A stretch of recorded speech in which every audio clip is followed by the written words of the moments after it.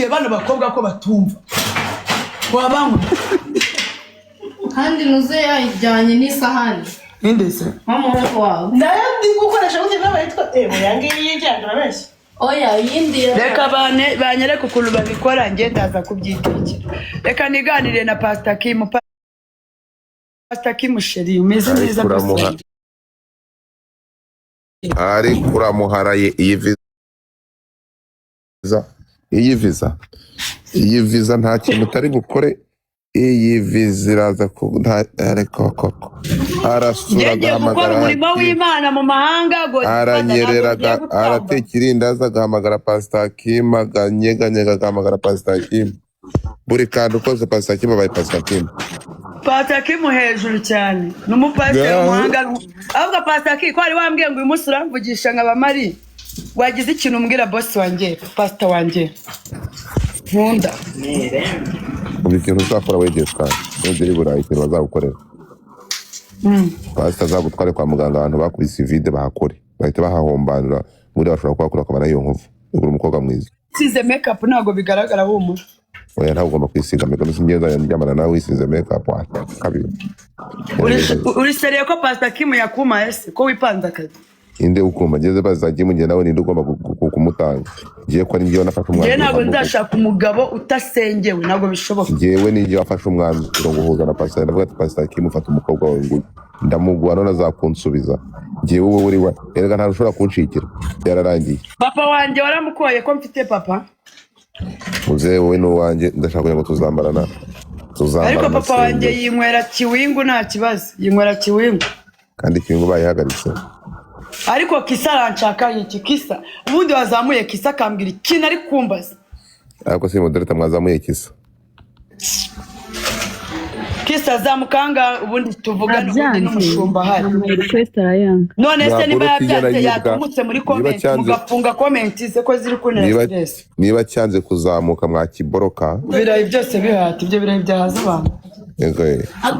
mutiboroki gazi mutapinga ibirayi byose bihate nirushurikatiremo ariko cyane bari mu gikoni wangegera we wamvanye mu gikoni cyawe bari kunyereka kuntu ndi bubigenze sheri baburetse gatonga uragihindura gute okay uska bye nuva mu gikoni uragaruka oya wimanura mve mu gikoni shu Godfather yarakaye reba kuntu uyu mukobwa ateye neza wallahi isa nguyu yaje urabona kino cyana gitete ushaka kureba kino cyana erega nawe uri umutinga reba Godfather ndashaka ko mukundana we na Godfather mbana gusura kundana na Godfather ngenda mubeze izuba we nuvugane na Kisa wari kugusekera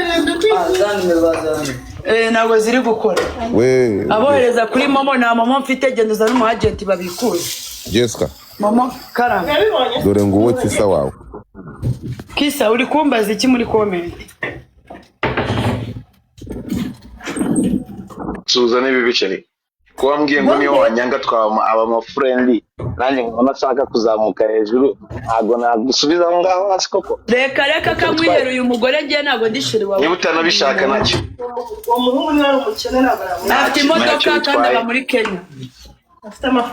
afite amafaranga ariko ntago ajya yarekura n'ingegera niyamushiki wanjye mani nta kantu ngira uri umutindire gawe turakuzi Imana yarakugaragaje ku karubanda izuba ari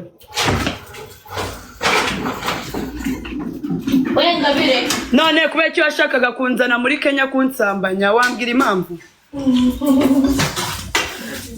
nakubwiye ko nshaka kugusambanya wagira ngo nze gukora iki mu mutima wawe wanegera indege udashaka kunsambanya nabanje gukora iki rero wabuje tukanavugana business ari ibintu byinshi abantu bavugana tukavugana ibintu bijyanye na business ko wambwiye kuri ko wambwiye ntabwo gusambana aricyo kigiye imbere cyane ko wambwiye kuri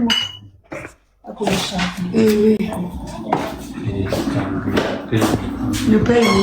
ko nta momo reka ngure simukadi ya momo nari bibaho imbere neza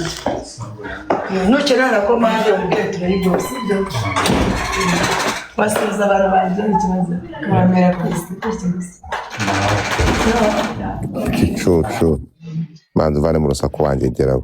gihora mu rusaku ntabwo urujya rwicara hamwe nakumyutinze uri mu rusaku ntabwo naje kandi ubona nsohotse mu nzu haka ibisi ibibazo uyu si umukiriya wicaye hanze niyambuze ngwino tuvuge ukuntu badufungiye utubari manzi urangizanye na Gisa yakubwiye ko akora iki Kisa yambwiye ko ngo ari umwenjeniyeri yubaka amataje ariko ntago ambeshya koko nibyo ni umwenjeniyeri si waneranyije nawe ukambwira ngo ni umutubuzi nkaba naramwanze kandi apoze ibyo bintu biri kunsakuriza ndakubaza hanyuma Gisa singuyu hano meza urufunguzo nigire mu cyumba mwinera stress no bari abantu bari mu cyumba iyi nshinzi wagiye ubaha abantu baba bari ahangaha oya ndagira ngo babwire ubu ngiye kujya kuvugana nawe niyo mpamvu ndi kubabwira none cyangwa gukanda impanga uza kunkomangira ku cyumba cyanjye erega amashaka ngiye kuvugana na Godfather nuje ntihagire umuntu uza kunkomangira uriya muntu wo mu marogi na mobile money mfite ubundi wangure simukadi wa mukobwa ya momo ufite irangamuntu genda ku muhanda ushufata umuagent agukoreza simukadi ya momo aguhe nimero zayo aba ariyo dupininga aho ngaho simukadi ya momo yanjye nayihagaritse kubera abantu bose birirwa bamamagara ko nyitanga ngo mumpa amafaranga ntago nyitanga ngo murirwe munyabiza buri munsi nayiborotse bagengiye gufungura indi simukadi ya mobile money ninjoro umugabo yamamaganira stress numva umutwe ugiye gutakara nzanira uwo muti uzumfungurire hano uri kumva none se urya amafaranga zana mubaraka hano urya amafaranga yabo utekereza ko batazagutesha umutwe buri munsi bamamagara saa 8 z'ijoro saa 9 reka nayibaninze ntabwo bazongera kuyibona waje ukamfungurira mu cyumba cyangwa wari warumaye Kisa uzi ko Gisa ari umufundi byanyabyo mwana ni umwenjeniyeri Kisa namwanze ariko aracyari kunyizirikiraho ngarankunda ariko Kisa ubu koko ubu ntiwashakaga kundira umutima wa mungane wawe kari bwo bwa mbere umuhungu yayizirikaho nkaho akanga kundekura nkagutuka ukankunda nkakwita imbwa ukankunda nkakwita imbobo ukankunda ushaka kumbwira ikintu gituma unkunda abandi bagabo kiyo mbatutse bahita banyanga wowe ukambwira impamvu utari kunyanga ndabaza nakubwiye ko ndi umufana wawe cyambere cyo nakubwiye ko ngukunda nk'ukuntu Godfather gukunda nk'ukuntu Pastor Hakim agukunda nk'ukuntu Gashumba gukunda abantu bose ukuntu bagukunda nanjye ndagukunda ndi umufana wawe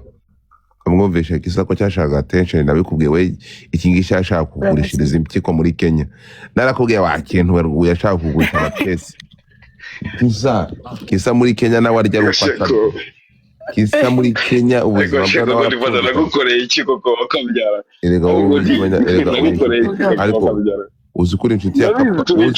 ya Putin mwana umva abantu babishyuye mu ntoki ni mu buri kuntu babishyuye ariko se nabikora ntago nabikora kuvuga n'ibintu by'iwawe mu rugo udafokasinze kuri pano uhumutinga none nujya ndahari mwene magambo ya discipline